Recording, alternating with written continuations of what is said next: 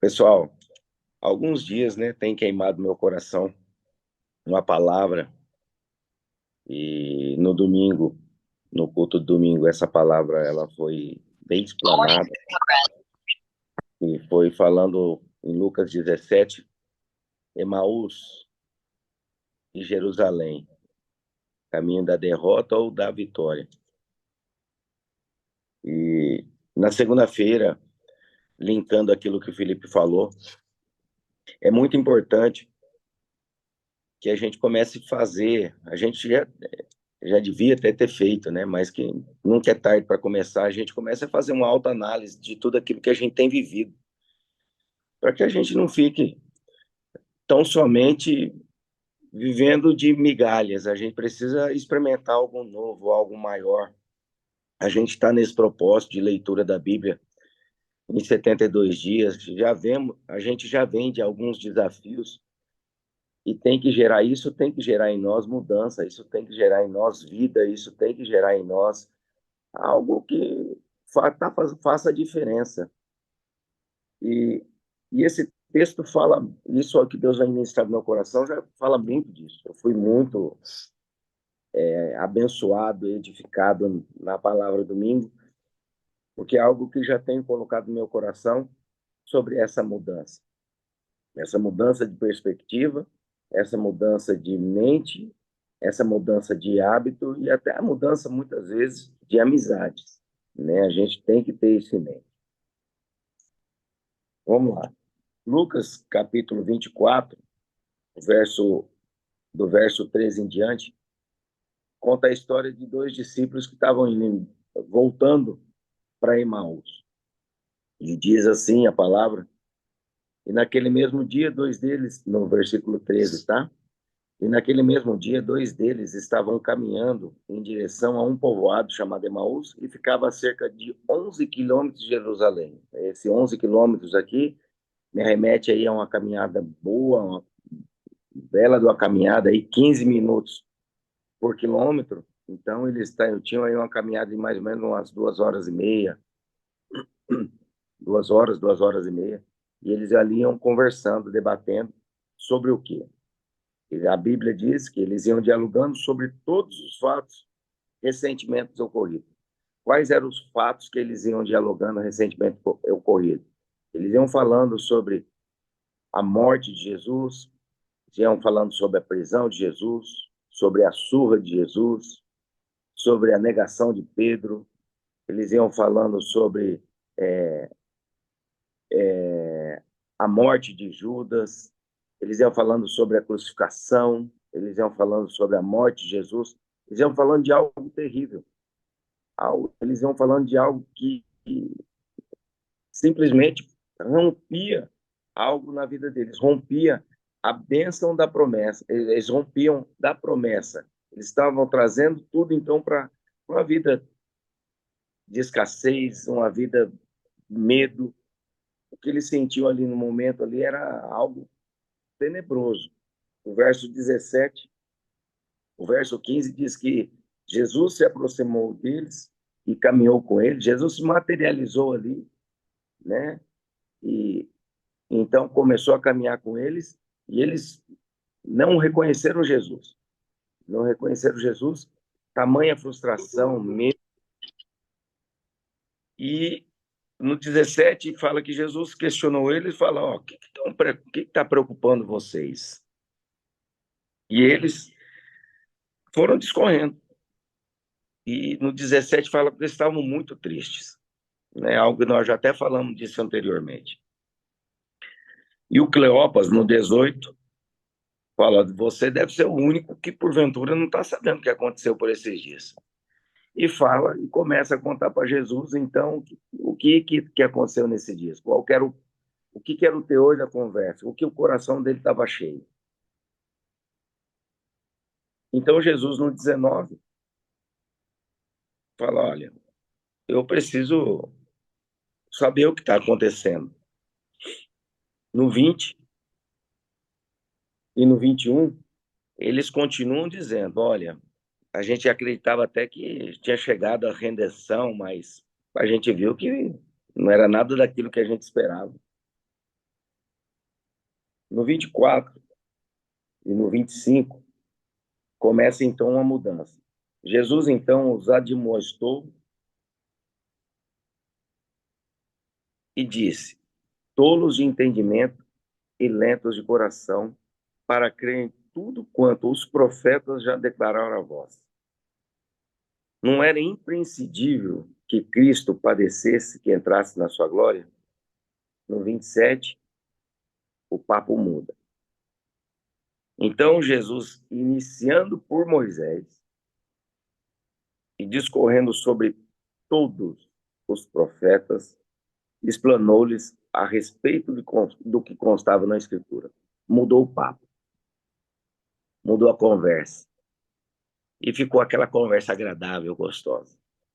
Eu não sei se você tem tido experiências assim, de sentar com pessoas e começar a debater, de começar a falar sobre a Bíblia. Puxa, que loucura, né? Você imagina, você está de frente do mar, de repente, pá, o mar se abre. E você começa a caminhar ali. O mar se abriu, você começa caminhando. Aí você olha do seu lado, assim, direito, você vê aquele aquário gigante. Você olha do seu lado esquerdo, aquele outro aquário. Você olha para trás, você vê aquela multidão andando junto com você. Ali na frente, o outro lado. Você atravessa, o mar se fecha. Ou você imagina você diante do monte e o monte começa a fumegar. E você começa a discorrer, você começa a entrar na história. Aí você começa a lembrar, puxa, você lembra aquela vez que Deus falou tal coisa e aquele milagre aconteceu? Você lembra aquela vez, aquele 1º de maio de 2007, quando o pastor deu aquela palavra de oferta? Puxa, e aquilo começa a mudar dentro de você, começa a te gerar algo, começa a trazer algo bom, algo novo. Aquilo começa a mudar a diferença. E Jesus, então, começa ali esse papo com eles. Mudou a chave. Olha que interessante, no 28 fala assim que ao se aproximarem do povoado para o qual se dirigiam, que é Emaús, Jesus, como quem ia continuar a caminhada, seguindo à frente, porém, eles muito insistiram, rogando, fica conosco, pois é a tarde, o dia já está chegando ao fim, então entrou para ficar com eles. Aqui eu achei muito interessante que quando o papo muda e quando o papo é bom, você quer continuar. Quando você começa a falar de Jesus, das maravilhas de Jesus, você nem vê o tempo passar. A Bíblia diz aqui que ele já estava chegando no povoado, depois daquela caminhada, aquela longa caminhada ali. Ele estava já chegando no povoado. E eles insistem por Jesus, fica com a gente. Não, eles não sabiam que era Jesus, mas o papo era bom. O papo era bom. E quando o papo é bom, a gente não quer parar. A gente quer continuar. E aqui cabe uma pergunta, como tem sido o papo? Como tem sido aí o nosso dia? Será que a gente tem perdido tempo com o Datena, Cidade Alerta? Ou a gente tem aproveitado o nosso dia para ouvir uma ministração, para ouvir algo que traz para o nosso coração, enriquece?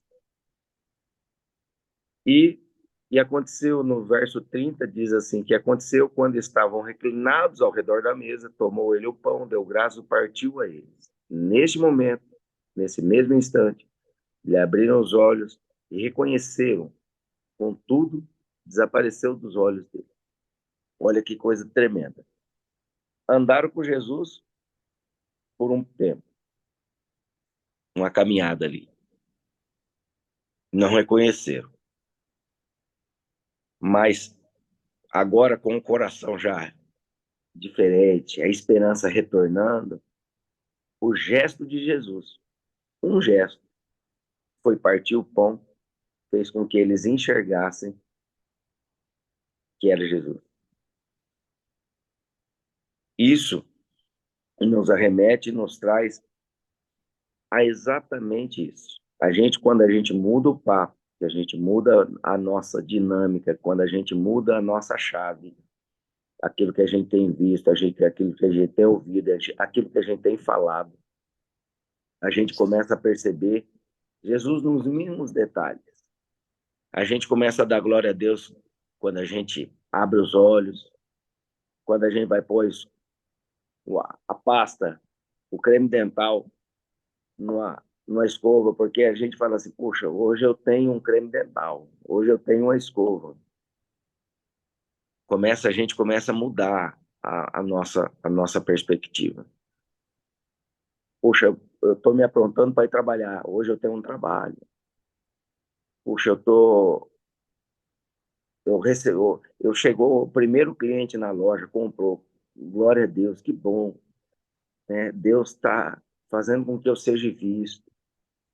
E isso vai mudando, a gente vai vendo Deus nos mínimos detalhes. Eles, então, olha só que coisa interessante. No 32, eles questionavam entre si e diziam: porventura, não nos queimava o coração quando ele, durante a nossa jornada, nos falava, quando explicava as Escrituras? Queimava o coração. A gente não pode viver tão somente desse ardor no domingo ou na quinta-feira no culto. A gente tem que ter esse ardor todos os dias, não só aqui na live, mas durante o dia, durante o nosso dia. Sabe aquele momento assim que você lembra, você se entristece, você está diante da luta, você está diante da batalha. Se você não tem ninguém para falar, coloca uma música para ouvir, algo que edifique, coloca um louvor aí, começa a trazer à memória o que te traz esperança, que você vai ver que o seu coração começa a arder novamente. E você vai ver Deus nos mínimos detalhes. É muito importante que a gente tenha isso em mente, que a gente comece a mudar hábitos. E eles, então, no 33, fala que na mesma hora, largaram o pão, largaram a fogueira, na mesma hora, levantando-se, retornaram para Jerusalém e encontraram reunidos os 11 e outros seguidores que estavam com ele. Saíram, vazaram de volta para Jerusalém, que Emaús que nada, volta para Jerusalém, volta para a época da promessa, vai para onde eles tinham que estar, e ali ficam. Chegaram lá, encontraram os outros. No 36 fala que Jesus apareceu para eles de novo, ali. Interessante que eles foram nos 50, o verso 50 diz assim: tendo Jesus já com eles reunido lá em Jerusalém, no 50 diz assim: tendo-os levado a proximidades de Betânia, Jesus ergueu a mão e os abençoou. Jesus teve um tempo ali com ele, bateu um papo, colocou as coisas em ordem, discorreu tudo que precisava acontecer, tudo que tinha acontecido, acalmou o coração deles e levou eles para Betânia. Chegou lá em Betânia, Jesus então se despediu e abençoou eles e foi. E o 52 diz assim: então eles o adoraram e voltaram para Jerusalém como plenos de felicidade. Plenos de felicidade. A mudança de hábito faz com que a mudança de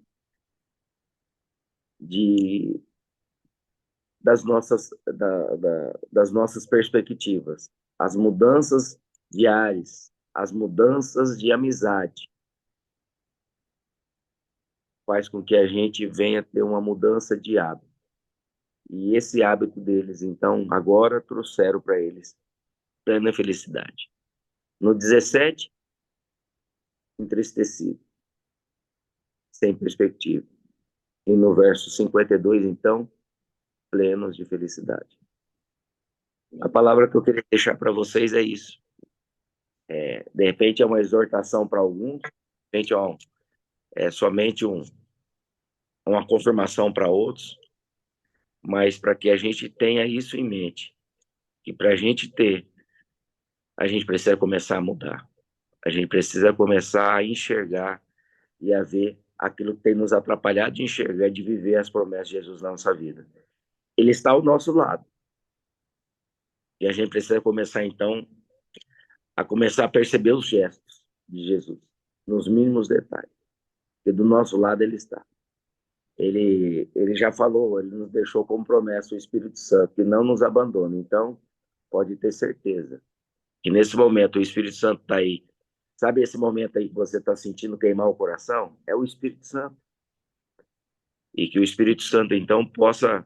Sabe esse momento aí que você está começando a... Puxa, isso até faz sentido. Eu tenho que realmente mudar nisso. Eu tenho que realmente parar com isso. É o Espírito Santo. Ele que faz, é ele que traz isso para nós. E que nós possamos ter isso em mente, em nosso coração, e que nós possamos mudar o nosso hábito. Amém? Amém. Deus, em nome de Jesus, eu quero te agradecer por essa live, por esse momento que nós estamos tendo e que nós estamos vivendo na igreja, um momento chave, um momento de mudança, e que muitos de nós estávamos caminhando entristecidos, sem perspectiva, para uma terra que não era o nosso lugar. E o Senhor ali, nessa caminhada conosco, tem nos mostrado nesse desafio que o nosso lugar é ao seu lado e discorrendo das suas coisas. Que o nosso lugar é falando do seu amor, que o nosso lugar é pregando as boas novas, que o nosso lugar é falando uns aos outros. Nós precisamos criar hábitos, ó Pai, de comunhão, nós precisamos criar hábito de, de falar, de dialogar com aqueles que realmente estão vivendo a promessa e a herança junto conosco. Pai, em nome de Jesus, nos traz à memória aquilo que nos dá esperança, Senhor. Nos ajunta como igreja, nos ajunta como irmãos, nos ajuntam como aqueles discípulos foram juntados e traz em nós, ó Pai, essa visão linda do Senhor. Fala conosco, Pai, em todo momento e faz-nos viver aquilo que eles viveram, Pai. Em nome de Jesus, Espírito Santo de Deus, Tu és bem-vindo a todo momento em nosso meio para nos exortar e para nos confirmar e para nos ensinar o que nós devemos fazer e então que nós possamos viver essa verdade contigo, ó Deus. Pai, em nome de Jesus, nos abençoe nesse dia, nessa caminhada nossa, nessa jornada de hoje como igreja, nos traz aos nossos lábios, à nossa memória, aquilo que nos dá esperança e nos dá essa plena felicidade, Pai. Isso já é fato, que se nós estivermos contigo, nós teremos essa plena felicidade. Então, não aparte de nós em nenhum momento. A sua palavra não aparte dos nossos lábios, do nosso coração, aquilo que o Senhor tem para nós, ó Deus. Pai, em nome de Jesus, nos revigora como igreja, como irmãos, como família, e que nós possamos viver e ter o hábito de falarmos das suas verdades, do seu amor, ó Deus. Pai, em nome de Jesus é o que eu oro e te agradeço. Amém? Amém, queridos. Amém, amém, amém. Eu estou com um coach aqui, não sabia o que o Gil ia falar, mas tem tudo a ver com o que foi falado. Seu futuro será decidido pelo que você está disposto a mudar. Uau! O futuro será decidido pelo que você está disposto a mudar. Agora, há uma urgência nessa mudança que eu observei na fala e na palavra que o Gil mencionou. Era tarde quando eles chegaram no lugar e pediram para Jesus ficar. Já era tarde, o dia já estava finalizando, né? Noitinha. E Jesus ficou com eles, comeram com eles. Jesus desapareceu. A Bíblia diz que arderam o coração deles. Depois a Bíblia diz que imediatamente, ou seja, eles não esperaram o dia amanhecer. Imediatamente eles voltaram para Jerusalém. Então, ó, há uma pressa nessa mudança. Não fica aí balangando o beiço, né, como dizia minha mãe. Mas mude em nome de Jesus.